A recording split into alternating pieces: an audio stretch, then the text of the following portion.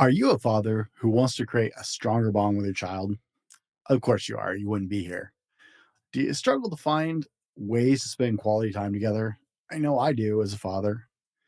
Look no further, okay? In this episode of the Fallible Man podcast, we're going to explore 6 practical and creative ideas for spending quality time with your kids, no matter their age or interest. Whether you're looking to incorporate more outdoor activities, tech free play, or meaningful conversations, we've got you covered, I promise. Now, there are literally hundreds of things you could do, but I promise each one of these is powerfully effective and will help you bond like never before.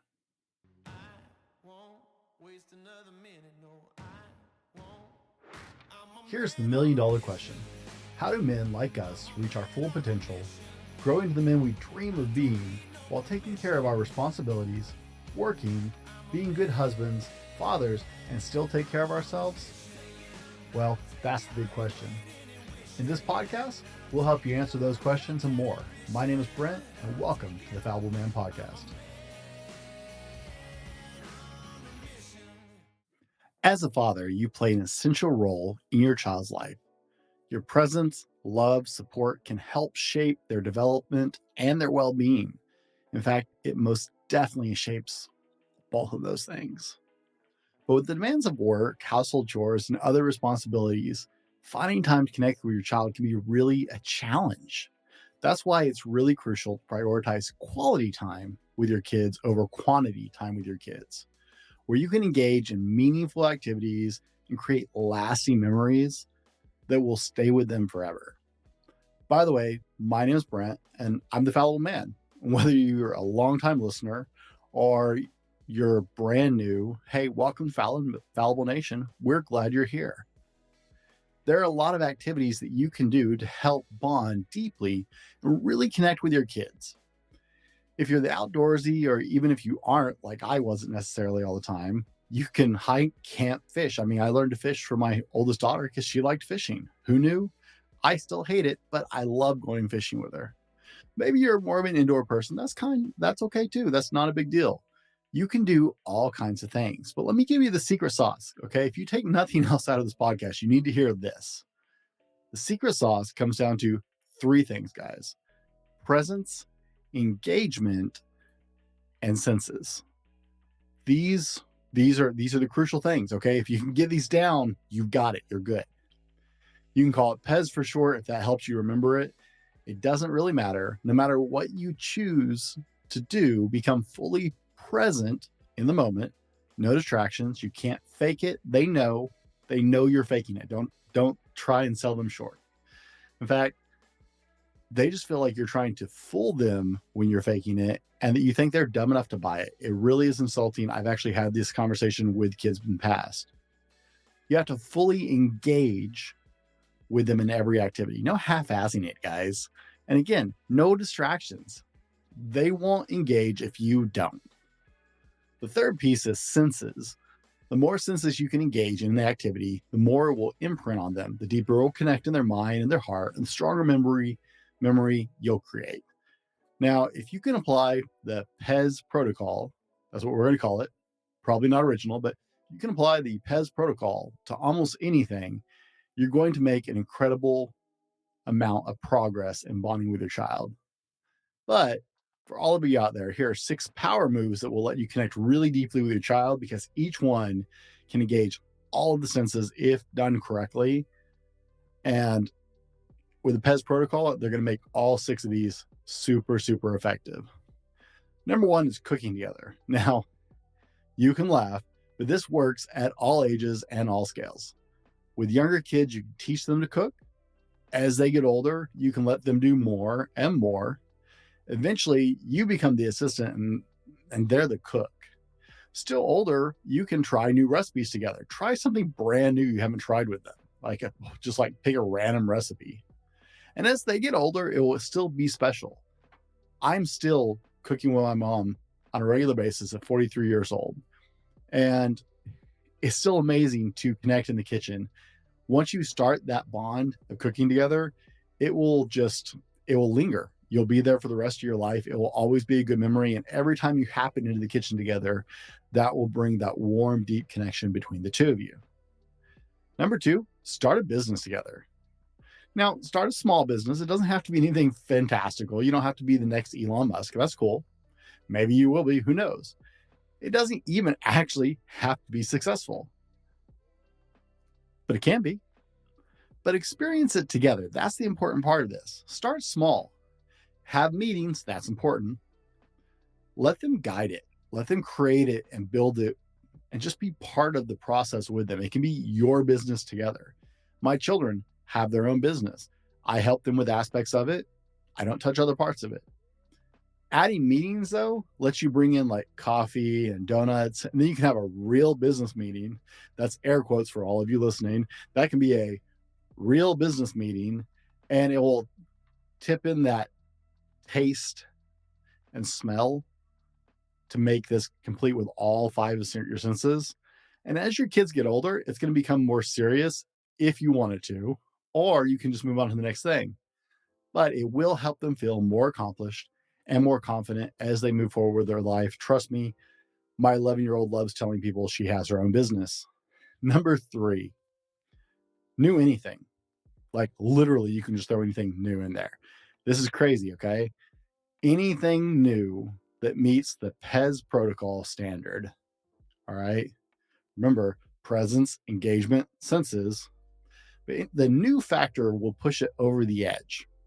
Try a new restaurant, try a new recipe, try a new park, go to a new coffee stand, depending on how old your kids are.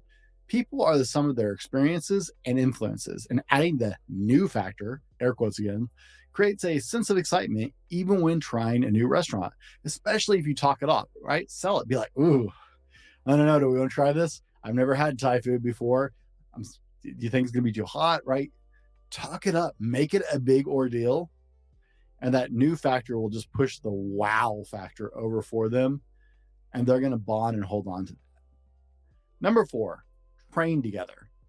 Now, I've been seeing this more lately, and I absolutely love it as a personal trainer.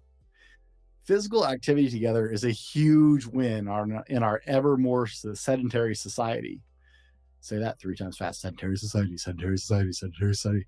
As we talked about in our last episode with Dr. Sheila Carroll, you should go back and check out that one. That was earlier this week.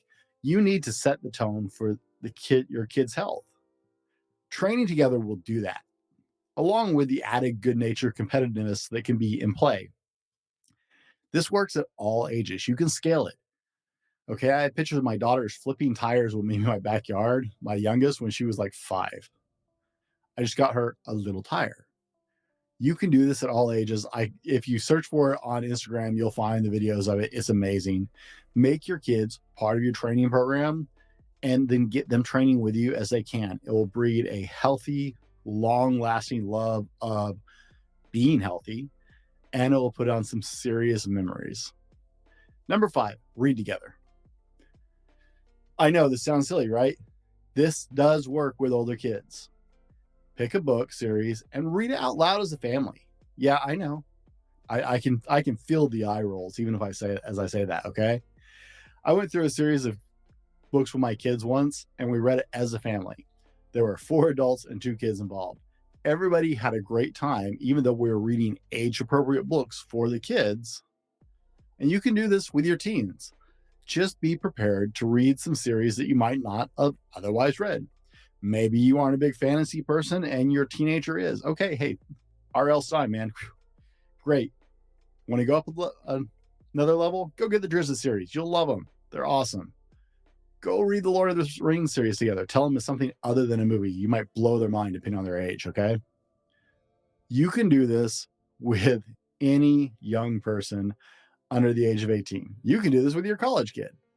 Soften the lighting, add some hot cocoa, and you're all set. You've tripped all the senses because the visual of you guys sitting there reading together, and bonus, you're connecting their imagination to it at the same time.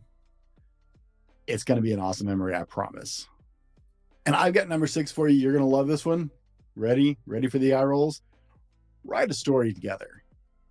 Now, you probably did this in school at some point. You put a little story together. Maybe you weren't in Young Authors. Who remembers Young Authors? Comment wherever you're watching. Let me know. Shout out. Tell me I'm not the only nerd. Okay? But write a story together, really. Stories are magical, and we are just as a culture are addicted to them because they are so incredibly magical. Every form of entertainment and most good ads actually tell stories. Bill Shakespeare, yes, he rolled over in his grave, or somebody did, said, "All the world is a stage and all men and women are merely players." Since we're so fascinated, why not stretch the imagination a little more? Write your own story together. Decide on a type of story that's appropriate for the age of your children. And you really only need a few things to write a story. A, what's the story about? B, who are the characters? C, what problem do they need to solve? D, what's the twist? And E, how do you resolve it? That's a story. The rest of the story is just filling in those details. So maybe you write a bestseller. Start with oral stories, right? Just spoken. That's how storytelling started. And take notes so you can write it out later if you want to for your kids. So your kids can go back in your notebook and read the story that they created with you. Now, like I said, I can feel the eyes rolling. Seriously. Again, soften the lights, add some hot cocoa. You're really onto something and you're tripping all those senses, and it's going to be very cool together. Now, even better, as your kids get older, the stories will become more and more complex. I recommend maybe recording them somehow. Maybe get a microphone, maybe just record them on your phone. Most phones have a recording device on them now. Record the stories. Go back and let Word, you can put it on dictate and let Word just put it all out there for you, or put it in Chat GPT and just let it play, whatever. But write out and create stories together. You don't have to write them down. Just create stories. If filling in all those gaps for those 5 pieces, you are going to create this incredible story. Everybody gets to contribute. Let the imagination run wild. Why do you think we love stories so much? I promise you, this is going to be magical. Now, here's a bonus, guys. Create a sacred space. This is a kicker for the PEZ protocol, if we're calling it that still, right? No matter what you're doing, create a sacred space for it. I'm not saying like a whole room with like special wall hanging. No, we're not talking about some kind of religious sacred space. However, kids start to pick up the value of time really early on, and they're often in competition for your time. So put it on your calendar as a non-negotiable. When you decide to do something with your kids, put it on your calendar where they can see it, honor it, strictly protect it, and use the PEZ protocol. Something as simple as a movie night will be incredibly powerful with the mindset of being present, being engaged, and engaging your senses when that is a protected space. I have one night a week that belongs strictly to my daughters. I don't take meetings. I've turned down interviews. I've done all kinds of stuff where she's like, no, for this time block, there's nothing else going on in my world. That's just how it is. It has made such an incredible difference because my daughters know that that time is theirs and it is sacred, and they are more important than anything in that time. And I'm not going to let anything have that time. And that emotional connection for them takes something as simple as a movie night or going out to dinner and takes it to a whole nother level. It's amazing, and you will never regret it. I've never seen somebody in all my years regret spending more time with their children. Now, remember, as a father, your time, your attention, they're priceless gifts for your kids. By spending quality time together, you can strengthen your relationship. It will improve their mental health and yours and create a positive impact on their future. You're going to set powerful memories. You're not just taking care of your kids, you're taking care of their kids and their kids. So take these 6 ideas and make them your own. I left them very vague. You can do a lot with them. Personalize them to suit your child's interests, their needs, their personalities, and enjoy the benefits of being involved and being a loving father. Let us know what you're going to try. I'd love to have your feedback of how you implemented some of these ideas and the results you experience. You can always email me at info@thefallibleman.com.